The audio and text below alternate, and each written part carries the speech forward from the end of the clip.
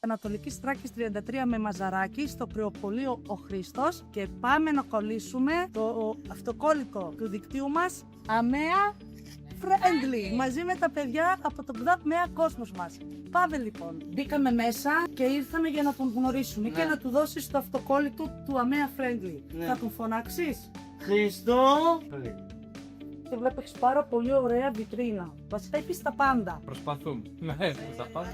Εσύ Χρήστος, σαν ιδιοκτήτης του κρεοπολείου και εφόσον εντάχθηκες στο δικό μας το δίκτυο, στα AMEA Friendly, τι μπορείς να κάνεις για την οικογένειά μας? Εμείς δεν έχουμε μάθει να πουλάμε μόνο κρέας. Θέλουμε να είμαστε δίπλα στον κόσμο μας και γι' αυτό τα AMEA Friendly για πάντα θα έχουν μια έκπτωση 10% σε οτιδήποτε παίρνουν από το κατάστημά μας. Τέλεια. Πιστεύεις θα ακολουθήσουν και άλλοι επιχειρηματίες εδώ στην πόλη μας? Γιατί είναι κάτι καινούριο αυτό που ήρθε στην πόλη μας. Θεωρώ πως θα ακολουθήσουν. Μακάρι να ακολουθήσουν, γιατί είναι πολύ καλό για να βοηθήσουν και να στηρίξουν τον κόσμο και να μοιράσουν χαμόγελα. Τέλεια. Οπότε είμαστε έτοιμοι να βγούμε έξω μαζί με την ομάδα μας, με τα ΚΔΑΠ ΜΕΑ Κόσμο μας και με τον Νικόλα να κολλήσουμε το λόγο. Πάμε, Νικόλα. Πάμε. Λοιπόν, όλοι μαζί να κολλήσουμε το αυτοκόλλητο του AMEA Friendly στο κρεοπολείο Χρήστος.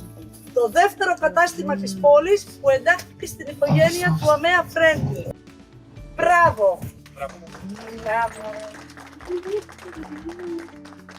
Προτείνω και σε άλλους επαγγελματίες να στηρίξουν τα AMEA Friendly με σεβασμό και αγάπη και να μοιράσουν χαμόγελα στον κόσμο.